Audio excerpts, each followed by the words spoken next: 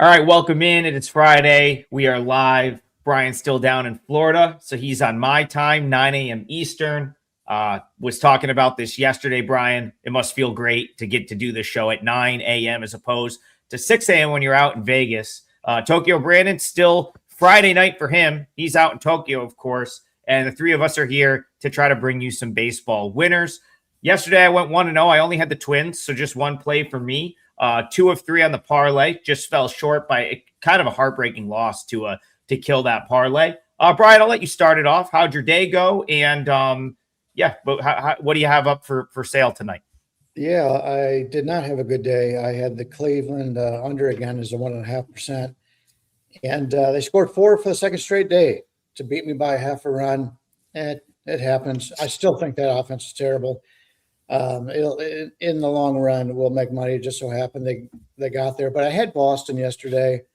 Really liked them at home, and they didn't hit. And the pitcher did exactly what I expected. But if you don't get the combination of your pitching working the way you wanted and get any offense at all, I think it's 2 days in a row in which our offenses were pretty lame in the games we gave out. But I do have a 5% going today.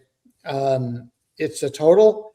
I've been very good on totals and don't have very many 5% totals at all if I go back over my career. So when we've got something we really like, doesn't happen very often. So if you like to play totals, and this is a game in which we like the over on, so it's going to be an exciting game and something to root for. I play a lot of unders, and a lot of people don't like unders because you don't win until the game's over. I expect this game to be over the total by after the 6th inning. So we're in pretty good shape here. 5% going tonight. Tokyo Brandon, I've got a 5% going as well tonight. I think, did your 5% get rained out yesterday? Did I see that correctly? It did. I had the Braves. I thought the Braves would bounce back with Martin Perez. But yeah, it got rained out. But I went 1-1 on my other plays, so it was basically a push. I went 3-0 in the KBO just a couple hours ago. So 3-0 plus 12 units. I had 4% plays in the KBO, so that went well.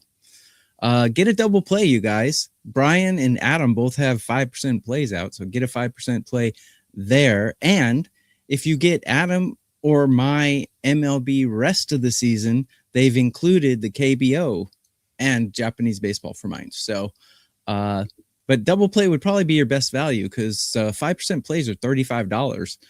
So 2 5% plays would be $70. You can get a double play for $59 in 3 days. So I recommend my colleagues today. And I believe so that would include AAA as well. I'd play that. Having a good season, having a good baseball season. I did the calculations after yesterday, plus 41 units and 41.06 units on the bases so far this year. Hopefully we keep it going tonight. Bryan, I'm going to come back to you. Let's kick it off with the Show Me series. That's what they're putting on Apple TV tonight. So get your apps ready because that's the only way you're watching this game in the States on Friday night. Cardinals Royals. Someone told me it was like the I-70 series. I like Show Me series better. The Show Me State, Missouri, of course. We all know Kansas City is not in Kansas. It's in Missouri. At least this Kansas City is. So Royals, Cardinals to you. How are you seeing this one?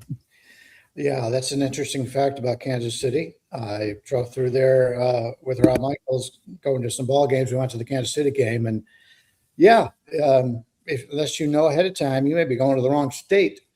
McGreevy against Lugo here. McGreevy's about a 115 favorite, total of 9 to the over about 20.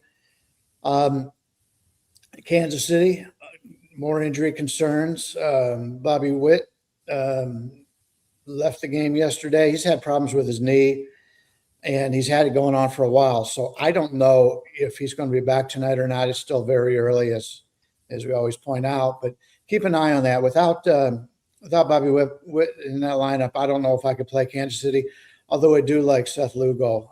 This stadium fits him very well. They did move the stadium fences in a little bit, but still, I like him pitching in this ballpark. McGreevy's a guy who he continues to get away with some bad advanced stats, but you find that every once in a while. We've talked about Abbott with Cincinnati.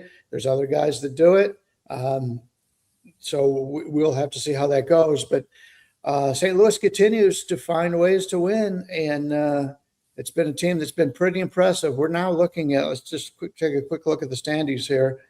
St. Louis is 2 games into the wild card. They've got a 2-game lead in the wild card. Who would have thought that coming into the season?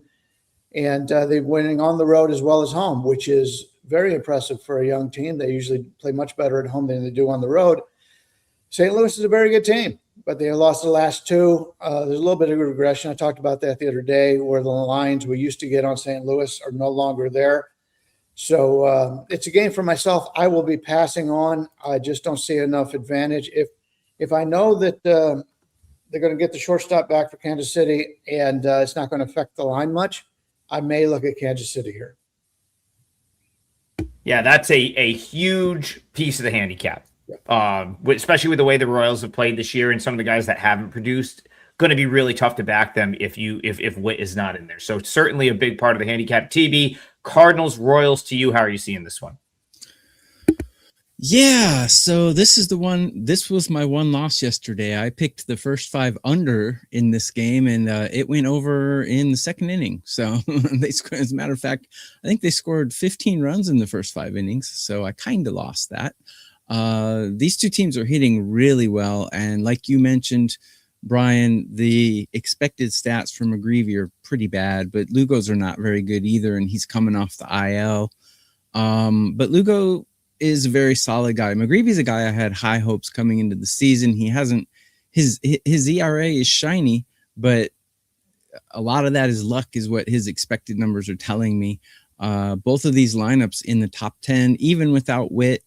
I think this game goes over. Neither bullpen's playing really well. Both lineups are cranking it. And I don't really like either starting pitcher. Lugo's a guy I have liked to back in the past, but this season he hasn't shown me anything yet. So that's probably, I would go over in this game if I were betting it, but I haven't done it yet. Yeah, TB, I think I'm with you there. Seth Lugo, yeah, scary situation for him in his last start. He got drilled in the head with 108 off the bat. I believe Brandon Nimmo hit one back up the middle, 108 right off the head. Instant, huge, welt right on his face. Lucky he got hit where he did, or he might be dead. I mean, that was very scary. So he doesn't really miss. He missed. I guess he missed be about 9 days since his last start. So he did sort of miss his turn when it would have been, and now he's going to pitch here. Mark Lambert says fade Cards, fade McGreevy. I don't really disagree with either of those things. Talked about the Cardinals. Like, again, this is kind of what I was saying, a week ago. I wasn't saying that this team was going to regress. I said, where the Cardinals are right now, I'd be kind of surprised if they play anything other than like 500 baseball. I said that in the Mets series. And since that day, they're 4-5. That's kind of what I was like trying to say, is kind of feels like a 500 team the rest of the way. A lot of young guys. I already feel like the Cardinals have peaked.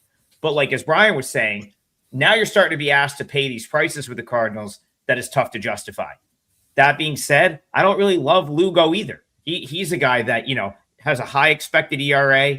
And McGreevy, to get back to the original point here from Mark Lambert, McGreevy's underlying numbers are very poor. Expected ERA, 5.58. Expected batting average, 2.92. I've written about that a couple of times for my clients this week. When you get expected batting averages starting to near 300, that's like the absolute bottom of the league. And most of the guys you see in that range are the guys that you kind of expect to see down there. I think Aaron Savale was one of them that had like a very high expected batting average. There was another one we talked about earlier this week that got just absolutely lit up. So that's very interesting, because McGreevy this year has a 2.99 ERA to 1.11 whip. He's not someone you expect to see down there with that group of pitchers, yet the expected batting average is 2.92. Big time red flag for him. Could not possibly back him. Really tough to back the Royals without whip, but it does kind of feel like there's runs here, TB. I think even with or without Witt, I think the runs come somehow. So I'll go with you on the over. Probably the best way to look at it. All right, let's head back to the chat here. Like Tokyo Brandon said, double play package. You can get any of the two guys you see on the screen. Bryan and I both have 5%ers, and I know they're not the same play because mine's not a total. Bryan's is a total, mine's a side. So let's see if we can cash both of those. And of course, let's get Vinny G in here. He says, good morning. Already on with Trig. Says KBO saved me yesterday. TB, so I'm assuming he's talking to you. I didn't play any KBO. You had a great KBO day. I know people get confused. Guys, you got to remember, when Tokyo Brandon says tonight for KBO, like it's nighttime for him. No, I know. The games just finished 2 hours ago for me, and I was watching. Right. Yeah, I'm here. So yeah. So, when those games technically are, we in the state, we're at the wrong time here in the States. Like the games are not in the morning. It's not like they're playing these games in the morning. They just happen to occur the next day for us. So yes, when TB says he had a great KBO night, what he means is the games that ended a couple hours ago, which of course are the morning for us. I saw some people getting confused about that. And it's just like, I felt like we should point it out, but regardless, you're having a great KBO season. So shout out to you. I'm doing a 9 p.m. tonight Eastern. I'm doing a live KBO show for anyone interested on my own channel. Anyways, that's awesome. Yeah. That's great. Yeah, that's great. I love that. So check that out. 9 p.m. Eastern, you said? Get it. Yeah. 9 p.m. Eastern on my own channel. Get a double play with Bryan and Adam and then watch my KBO show. That'll make all three of us happy. I'd be thrilled if that was the case. Absolutely. And if you guys win, that would be even better. That would be big. Yeah, we absolutely. Bezel Road says happy Friday. And all right, let's go back to Mark here. This is an interesting one. So he says 3-2 day, lost Milwaukee. Angels thought Soriano was going. So it looks like Soriano is going to pitch tonight for the Angels. He's up against Jeffrey Springs. Bryan, Leonard, I'll come back to you. The big news in this game yesterday was Mike Trout headed to the IL. Right. And the way I'll frame this for you, we kind of talked about this. The Angels, I think we said this way back earlier in the year, 1 or 2 big injuries away from this season going completely off the rails. And Tokyo Brandon said, it'll be Mike Trout. Just wait. At some point, it's going to be Mike Trout on the IL. Yesterday, Mike Trout hits the IL. The Angels lose 5-0. Where do the Angels go from here? Is it to the worst record in the league, like you said way back in March? The reason why I said that was I thought as the season went on, they would start trading away some of their higher priced players. So we're not to that point yet. But I will say I'm kind of interested in the Angels in this one. I used the Angels yesterday as my free play. And of course, Soriano didn't pitch, so there was a wasted free play. But I like him again here. Even without Trout, usually your first game without a star player, you seem to give a little bit more effort. And the guy they brought up from the minors has been red hot. So I don't think that's going to affect him much. And the line here with Jeffrey Springs, the lefty, going against Soriano, the line's a little bit high to me. I know the A's are playing good ball right now, but you're laying basically anywhere from 155 to 165 here, and I just can't see it. Soriano is a guy who leads the league in ground balls. He keeps the ball out of the air. And even though the altitude is nothing special here in Sacramento, the ball does fly. It's a hot area. I've been to the games there last year, and it's good hitting environment, and that's why the total is 10 in this game.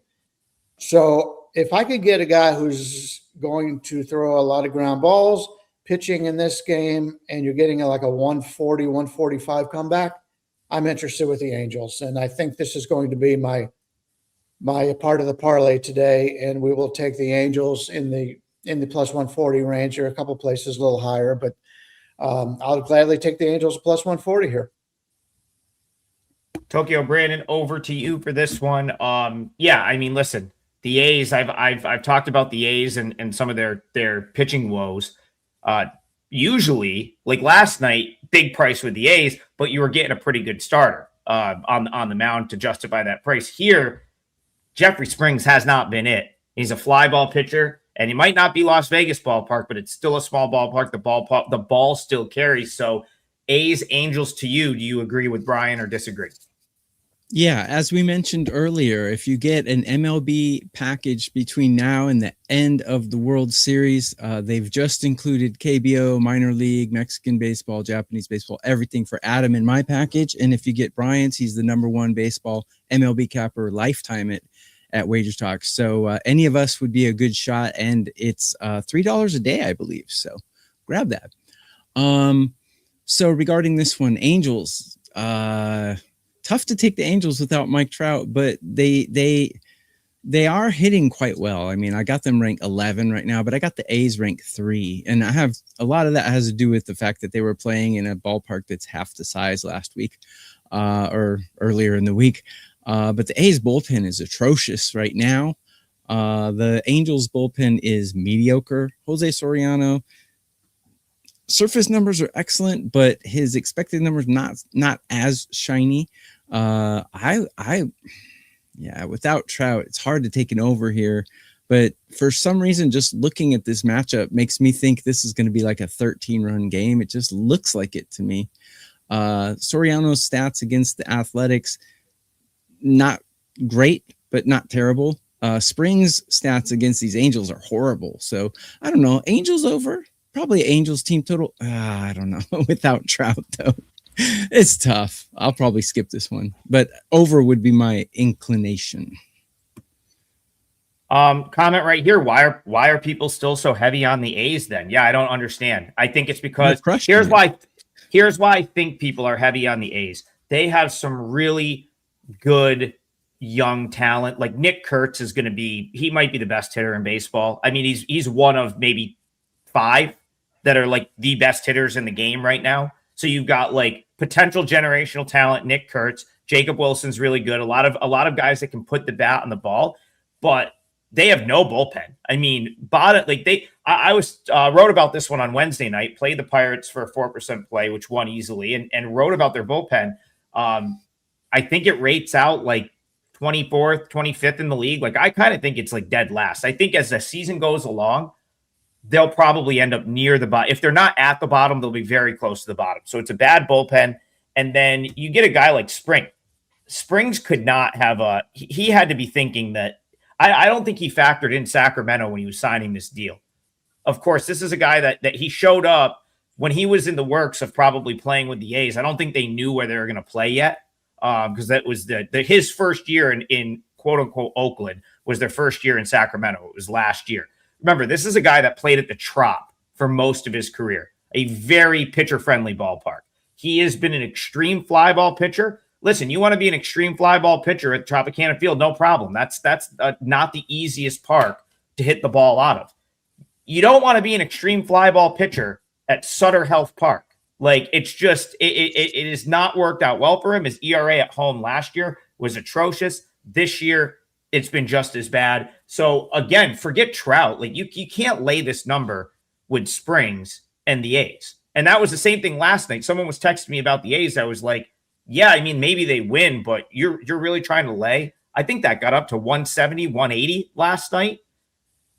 Yeah, Trout's a bigger deal long-term. Like Bryan said, the Angels will suffer not having Trout over the course of like a couple of weeks, but for one game, I don't think it's as big of a deal. So I'm with you, Bryan. What's the price you're looking at for the Angels here? Plus 140. And I will say that's Jeffrey Springs, according to Roster Resource, he's the 117th rated pitcher, whereas Soriano's ranked 25th. Soriano started the year amazingly and struggled, but he's coming back, and I trust him. And the bullpen for the Angels, although it's not the greatest bullpen, their top 3 guys have not pitched in the last 3 days, or last 2 days. So they're going to be fresh in that regard also. Yeah, I can't argue with that, especially not where the with where the price is. I think you're on to. It's got to be Angels or pass, in my opinion. Okay, Mark. Yes, you get credit if you get a rain out on any play. If your play gets rained out or canceled or no action for any reason, you do get the credit back. So that should already automatically be in your WagerTalk account. Anytime something gets canceled or a play does not happen, it's an automatic refund. So that you should already see that. I do want to point out that if it's a 2-game package, you don't get your money back. It has to be a 1-game package. Yeah, or both. I think, yeah, unless both games get canceled or rained out or no action or pitcher change, which is possible, for sure. Okay, let's see. Let's go back to the chat here. Let's find sifting. Oh, I got it. Okay. This one I almost made this the feature game. But I like to target games that are like what we consider here nationally televised that everyone can access. I usually make that the feature game. So when I was looking at the games today, Tokyo Brandon, the feature game is Brewers Braves, because of course Jacob Mizorowski, the best, arguably the best maybe the best pitcher on planet Earth. I don't know if there's a better one right now, is on the mound. So you were going to be on the Braves yesterday for a big play. However, it's a very different setup for the Braves today. So, Bryan, do you want to kick this one off? Yeah. Go ahead. We have guest spot here once again. Hey guys, question for you. Hello everyone, the Pen here. Good morning, gentlemen. I have a question for you on the Brewers and Braves. Do you guys take series openers into account? The Milwaukee Brewers since May 8th are 12-0 in series openers with the average win by 4.0 runs per game. Series games 2, 3, and 4, they're only 14-11 and a minus 1.6 ROI. Incredible splits. Is that an anomaly or something to look into? See you guys. I mean, just someone else. TV, go ahead. Why don't you start us off? Because I'm not a big trends guy, so It's Bryan's turn. Bryan can cover the game. Okay. I pay a little bit of it. If I'm like on teetering or whatever, I'm making it a play and I see that they've got something like that, it may end up being there. But yeah, like you, I don't handicap with trends, but I do pay a little attention to them, especially if they make sense. Only if they make sense. So we'll have to see. But getting back to the Milwaukee game, Mizorowski, I'm surprised this wasn't our first game we talked about. Mizorowski against Martin Perez. Martin Perez has been great. He's a lefty going against Mizorowski. And it's funny because every time Mizorowski pitches, I think if I'm thinking of it, and I've been doing this for 45 years, I know other people think of it, why don't they just play Milwaukee? Every time Mizorowski pitches, he's great. You're paying a price. You're paying a 180 on the road to be able to play Milwaukee and Mizorowski, and they're doing it against a team that we think is one of the best 3 teams in Major League Baseball, and that's the Atlanta Braves. It's an interesting handicap because if going into the season, and as much as we liked Mizorowski before, there's no way we're playing Mizorowski as a 180 favorite on the road. But he's deserved it. He's been great. But to be totally honest with you, I'd much rather play Detroit with Skubal at home. Teams on the road have more of a chance to lose the game. Obviously, that's why they call it a home advantage. Not a lot in baseball as it is in some other sports, but still, Atlanta's playing in a stadium they're very familiar with, and we'll have to see how it goes. If you just sit there and look for the fastball, which is what a lot of people are doing with him now, you can get lucky and you hit a fastball that's coming in at 105 miles an hour. That could turn into a home run. And this is a pretty good home run park. I've been to this park in Atlanta. Beautiful stadium and beautiful area they have around there. But Perez is a veteran that keeps you a little bit off balance.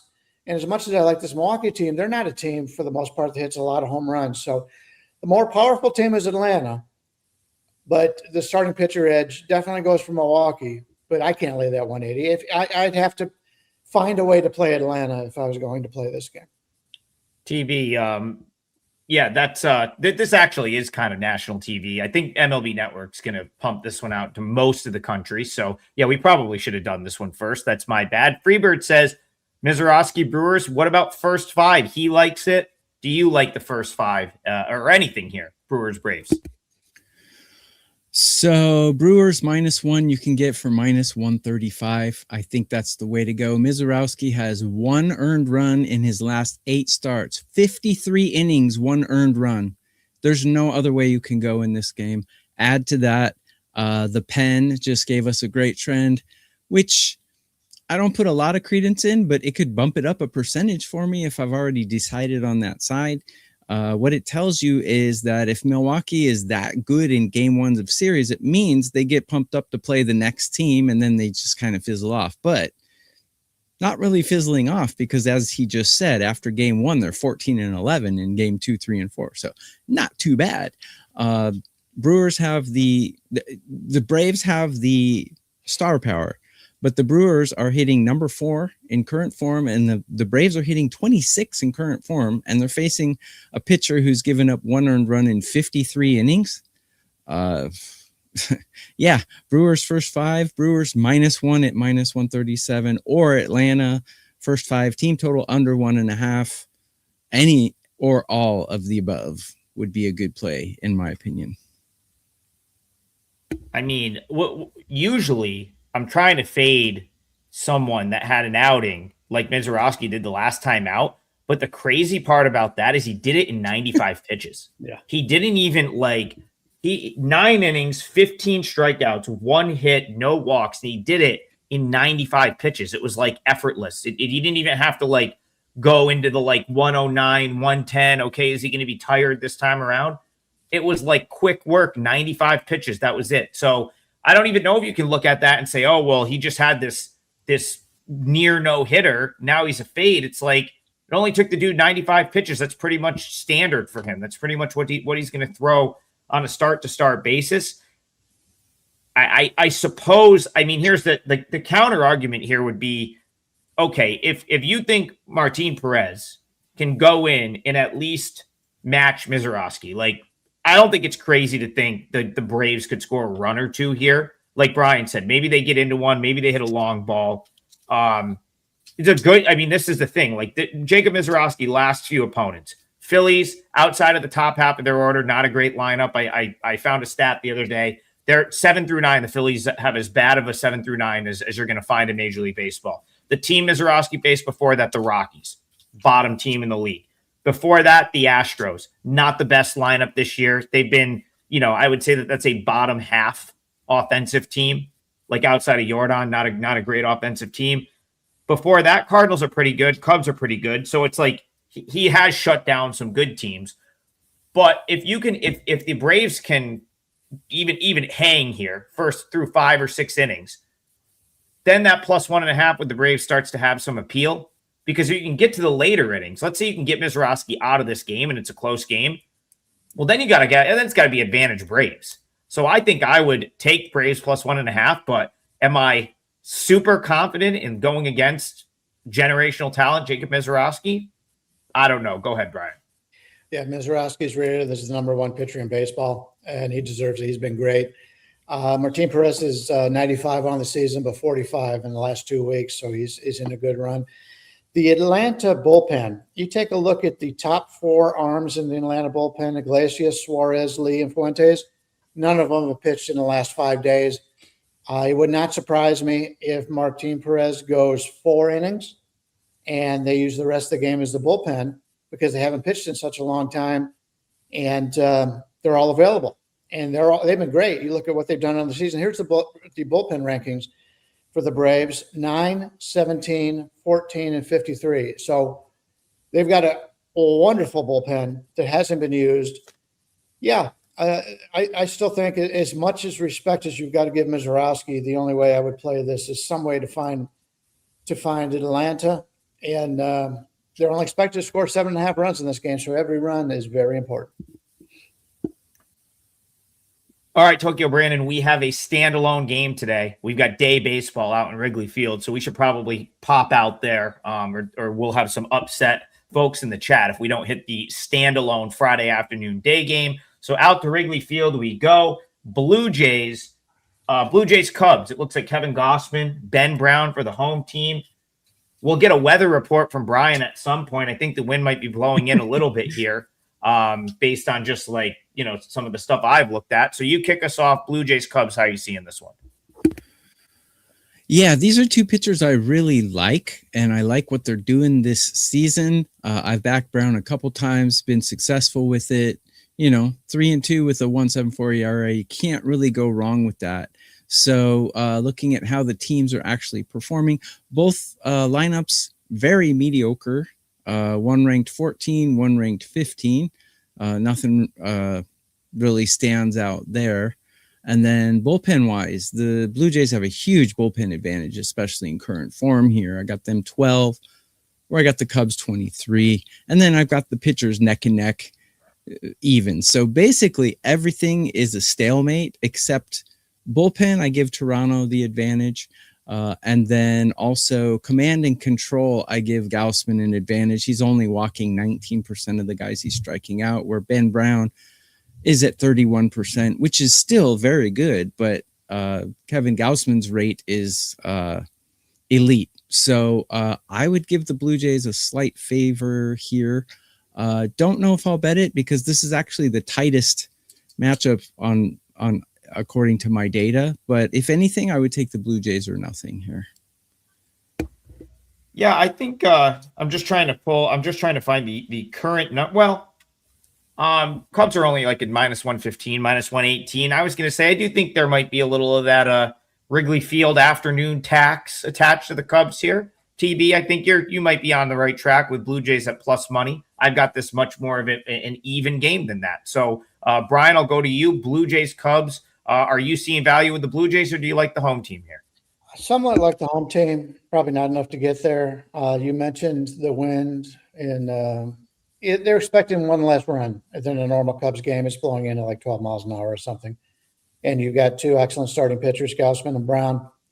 I actually prefer Brown a little bit. I think he's more on the ascent, whereas Gausman is leveled off a little bit. Gausman was pitching really well earlier in the season, but and he's a very good pitcher. I believe his rank over at the Fangraphs is 25th on the season, and Brown's like in the 90 range, but Brown the last 2 weeks is, I think, 25. So he's getting better. He's getting stretched out. The Cubs will be without their closer, but I think he only had like 3 or 4 saves on the entire season. It's been one of those years for the Cubs where the closer can't even get in the game. So, but I like the situation today for the bullpen a little bit better than I like Toronto's. Toronto had to use the last few days some of their better bullpen arms. And keep in mind, Toronto had to play yesterday in Boston, whereas the Cubs had the day off. So you're at home. You had an extra day off. It helps your bullpen out. So I kind of like the Cubs slightly. If I could get it at minus 110, I may be interested in, but the best line I see out there right now is minus 115. It's probably not going to make my card, but it may become a free play if I can get it a little bit lower. So the Blue Jays, you go back maybe, I don't know, second, third week of the season, talked about the sort of all the injuries that they had and the fact that they were going to be a short-term fade for a while until they got some of these guys back. Very admirable, in my opinion, that the Blue Jays were able to weather the storm and get to this point in the season only only one game under 500. If you told me, okay, you're going to basically lose your entire starting rotation or close to it, Alejandro Kirk, I think there was another guy that missed some time for a minute or two. Like, you're going to lose all these guys, and like I would have thought the Blue Jays would be coming up from the rear right now. I thought they would have been 10 games under 500, given all of what happened. The fact that they come in here, they're 37-38. Kirk just came back on Wednesday. And you probably have, like, again, like you talk about, like, they use some bullpen. I don't think they're concerned with using bullpen because they've got Bieber's going to be back. He's been out AAA. Scherzer's been down there. Jake Blosh just pitched yesterday for the first time in a while. Lazaro Estrada came back for the first time in a while. Like, they theoretically, they've got guys that they can, even if they have to yank someone that might have started a game or something, there's guys at AAA that they can make a roster move, and they're going to make a roster move. Shane Bieber is not staying at Buffalo. Like, once he's ready, he's back in the mix. Once Scherzer's ready, he's coming back. Once, and then some of the other guys for some depth. So I like where the Blue Jays are going right now. I think that they're generally undervalued. So I agree with TB. I think I gravitate toward them as a dog. Go ahead, Bryan. Just get a note from the pen. The Cubs are 17-6 at home when the total is 8 or higher. but only 2-8 at home when the total is 7.5 or under, and the total right now is 7.5. Don't know if that makes a difference to anybody, but that's another trend from the pen. Yeah, and the wind is clearly blowing in. I've kind of looked at some of that while you guys were talking. So it looks like the wind is blowing in. That's why you're going to get a 7.5 total at Wrigley. Interesting stuff there. I'm probably not going to make my card, but I can see the value. I think the Blue Jays have some value. Agree. Steve Duke, like they're not last year's Jays yet. That's what I think you have to understand too. Is like, yeah, they're not last year's Jays yet, but give this team a month or two. I know they don't have Bo Bichette anymore, but they might be back to that status, especially with the American League not quite as good as it was last year. I wouldn't be surprised to see the Jays in the Knicks. Go ahead, Bryan. Yeah, I just wanted to point out that Anthony Santander, who's been out all season long, is just now doing his baseball activities. He'll be back within a month. And they've got Leonard Sosa, Addison Barger, and Dalton Varsho all hurt right now. So those will definitely help this lineup once they get some of those guys back, unless, of course, they have other guys get hurt, but which has happened a lot this year. Every time one guy comes back, somebody else gets hurt. But that's baseball. That's the way it is. You got to play what the lineup is out there every day, and that's why you've got to be able to know the guys in the minors and the guys sitting on the benches. Yeah, and speaking of guys in the minors, they just called one of their top position prospects just made the move from AA to AAA. His name's Sean Keys, and he's been playing well in his first couple games for the Bison. So 4th rounder, I think. So keep an eye on that as well. Okay. Tokyo Brandon, we still have to come up with 2 legs of the parlay. Would you like to go first, or do you want me to go first? Oh, I would love to go first. I know exactly what I'm doing. All right, let's hear it. Yeah, anytime I get a chance to back Cam Schlittler, I'm going to do it. And he's facing a team and a pitcher that are not playing well at all. As a matter of fact, the Reds are the only team I have out of every Major League Baseball team that rank 26th or worse in every category that I measure. So the Reds, not good.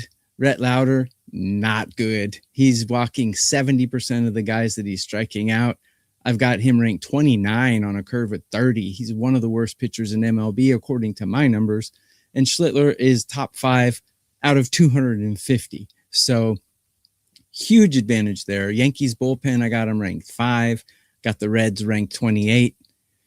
Hitting, Yankees ranked 3. Reds ranked 26. So, I mean, everything is screaming bet the Yankees here. Yes, the number is almost minus 300. It's tough, but for a parlay, I'm going to do it. I don't care. Come and get me. Come and get me. I don't care. I wouldn't put that out for clients who are paying me money, obviously, because any dolt can just sit there and go, yeah, I'll take the minus 300 team. But for a parlay leg, I'll certainly do minus 270 or whatever the Yankees are here. Give me the Yankees. That's all right, we can talk 270. All right. Yep. Yeah, we can we can definitely talk about this game. Bryan, I don't it's hard to believe the Reds have been able to mess up Rhett Lauder. I just didn't ever see that coming, but he's been injured. He's had to work around injuries. So, he's kind of but Singer and Rhett Lauder are Rhett Lauder in. So if you remember, and I don't follow like college baseball closely, I just don't have time. I wish I did. I wish there was enough time in the day for me to like also be tuned into college baseball. But like, if you remember a couple of years back, like that Rhett Lauder, Paul Skeens College World Series game was like Rhett Lauder against Skeens. Those were like 1 and 2 at the time. And obviously Skeens, we all know, has emerged as arguably the best pitcher on the planet. Obviously, Jacob Mizrachi has something to say about that. I guess for me, like I kind of expected Lauder to be in the conversation at this point with those guys, and he just hasn't been. First rounder from back in 2023, but it's been injury after injury. And then, you kind of look at his metrics since he's gotten to the big league level. It's not great. So again, I don't know, Bryan, jump in here. Reds, Yankees. Do you have anything to add to this one? Yeah. I'm not as down on Lauder. A lot of it has been the injuries. It's been the going up and down from AAA to the majors. thrown him off a little bit. He's had a little bit of time up here, and I think he looks a little bit more comfortable in it than he was earlier. So I'm not giving up on him yet. But yeah, Schlittler's been great. The Yankees at home have been able to win without Judge. They're playing really good. I think the Yankees are going to win, but I don't want to lay that number. If you're interested in something and you don't want to lay the number, I kind of like Detroit with Skubal going today against Fetty. Fetty on the road has been horrendous. You could fade him and make some good money if you're looking over the last 10, 15 times he's pitched. Maybe a parlay, and I'm not a parlay player. I say this all the time, but if you want to play the Yankees and the Tigers, if you want one of those things, I could see it, but I'm not going to get involved in either one of those games. Time to sit down and take a schlit. Well, TB, Schlittler's been phenomenal. The Reds don't hit; they can't hit. This offense isn't very good, so I don't mind Schlittler pitching well. My numbers actually do like the under in this Reds Yankee game. I think going back to like what Bryan said, I'm not as out on Louder either. So like I don't mind Louder as much. I think when he figures it out, he's someone I'll probably start to bet on because I think he has like big time upside still. If he throws the ball half decent here, and of course the Yankees had to play yesterday, they ended up losing the game to the White Sox. If he throws the ball half decent, I think you're getting a little bit of wiggle room with that 8.5, right? Like I kind of have it closer to 8. My run projection in this game, just don't want to misspeak, is 8.15. So it's not a huge edge, but slight value to the under. I think that would be an alternate way. If you don't want to lay minus 270, I think that would be an alternate way to look at this game. Go ahead, Bryan. A couple things. Number one, the White Sox just decided to use Isert as an opener against the Tigers. So if you've already bet that game and you listed pitchers, you got to go back and bet it again. And after we talked about the Milwaukee-Atlanta game, money came in on Atlanta. And if you like Milwaukee, you can get them as low as 155 now. So 155 to 70. So it changes as we do the show. Well, good luck. Have fun with that. Yeah. Not for me. All right. So I know what I'm going to use for the parlay. We've already talked about it. So let's go to Mike Scott. Mike Scott likes the Rockies game to go over. He asked if we agree. So Tokyo Brandon, this game is out in Denver tonight.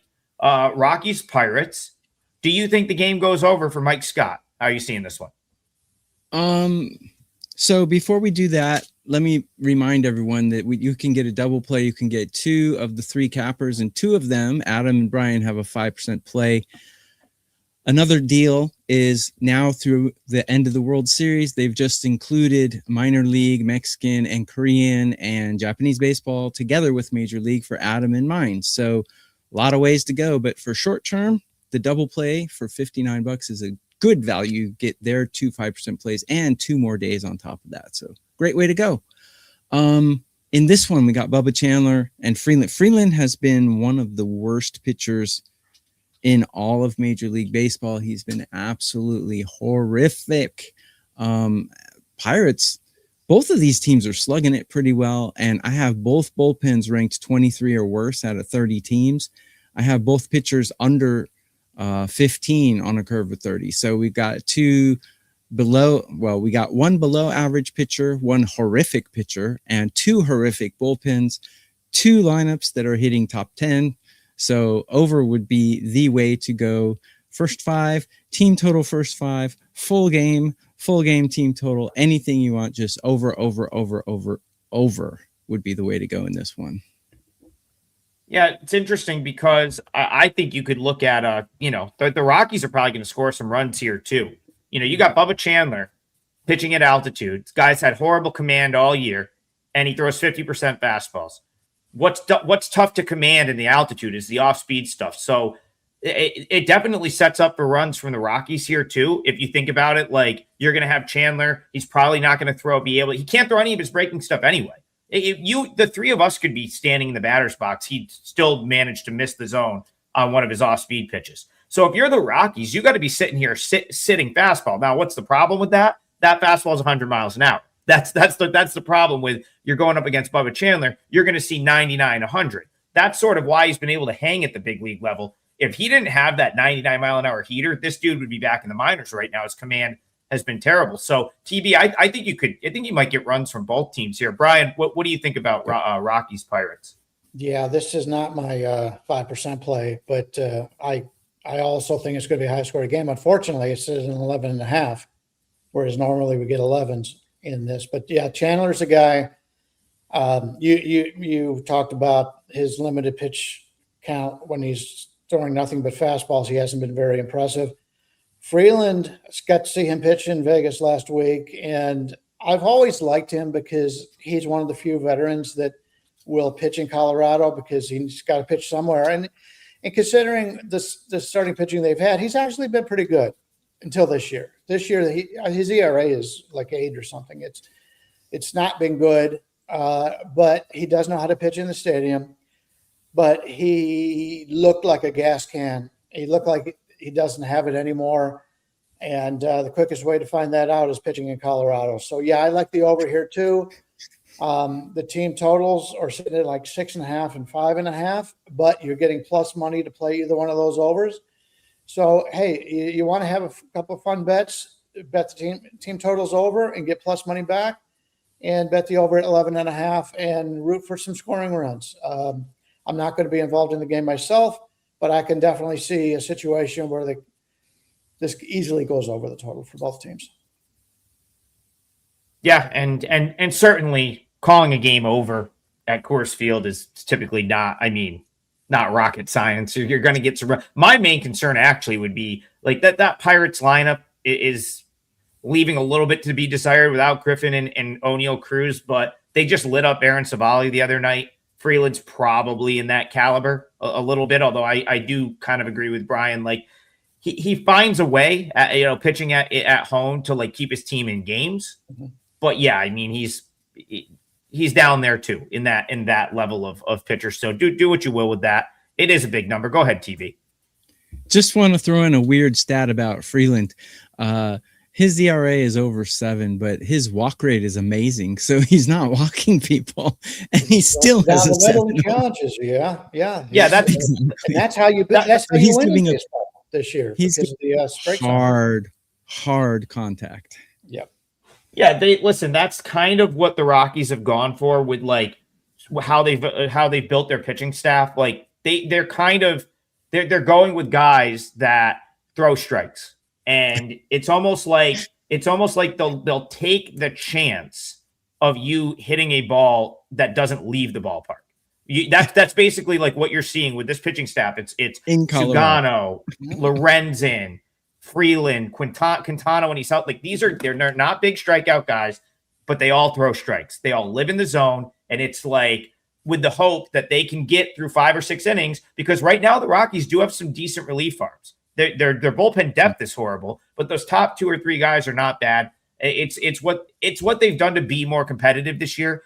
No question, the Rockies have taken the correct step forward from worst team in the history of baseball, which they were last year. And yeah, that's that'll be interesting to see if that one can get up and over 11.5. I think the books might have nailed it on the pricing, but you listen, a 9-8 game at Coors Field is never out of the question.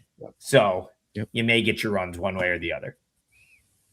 And I like the Pittsburgh bats more than you guys do. I think they're crushing it pretty good right now. They are hitting pretty well, but I don't expect that to continue long after they leave Colorado because they are missing. After Colorado. Listen, they just got to play the A's batting practice at Southern Health Park, and now they're going to get to play in Denver. So yeah, you might want to fade the Pirates when they leave town. Because I guarantee wherever they're headed next, I don't have the schedule in front of me, won't be as favorable as this setup has been for them. Okay, I went total yesterday in the parlay and it hit. I'm gonna go total again. I'm gonna use that over in the Cardinals game. What am I looking at for a total there, Bryan? Over in Cardinals Royals right now. It's over 9 minus 120.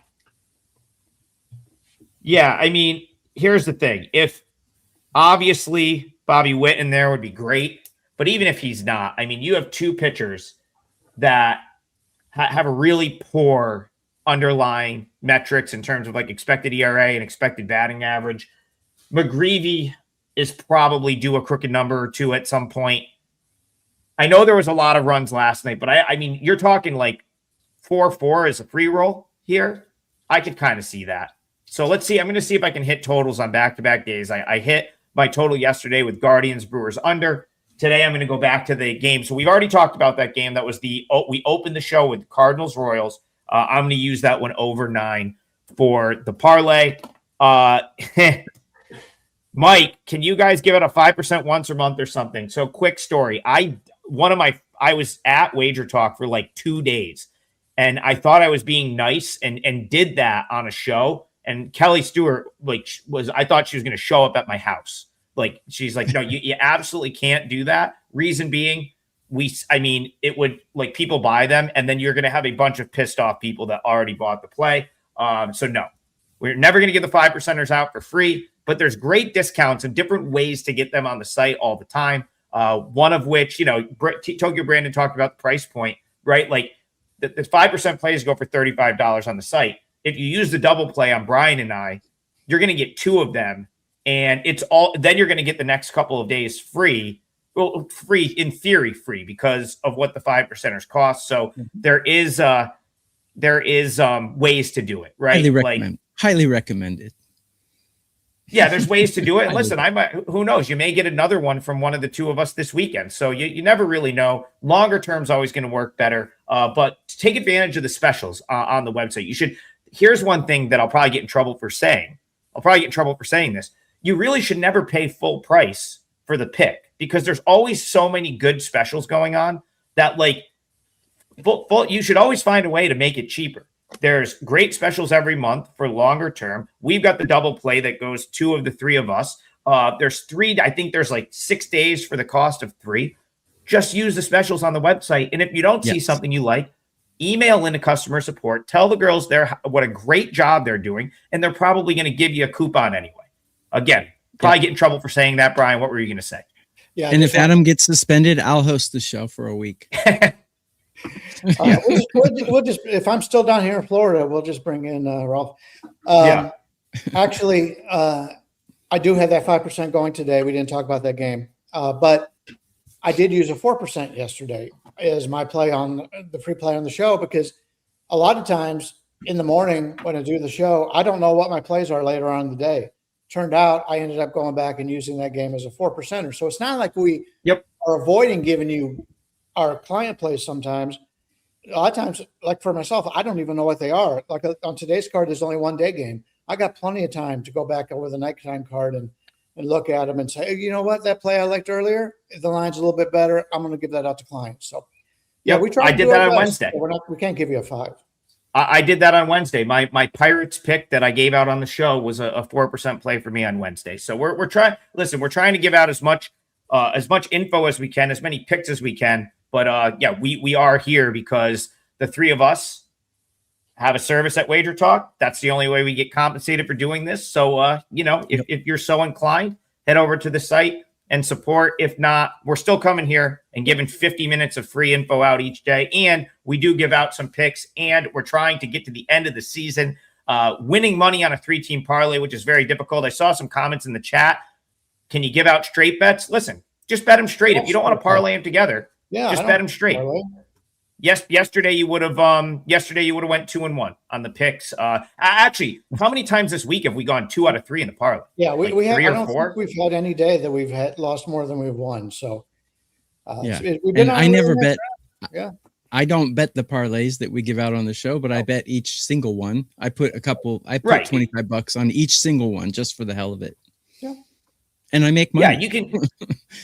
Yeah, you could do it. There's so many different ways to do it. The point is we're trying to give you good info so you can make the best decision possible. But today's parlay on the way out here, Angels plus 140 for Bryan, Yankees minus 270 for Tokyo Brandon, and I'm going to go with Cardinals Royals over 9. That's minus 120. The 3 of us will be back tomorrow. Special time. It's Saturday. That means 10 a.m. Eastern. Tomorrow, right before our last call. Have a great Friday, everyone. We'll see you guys then.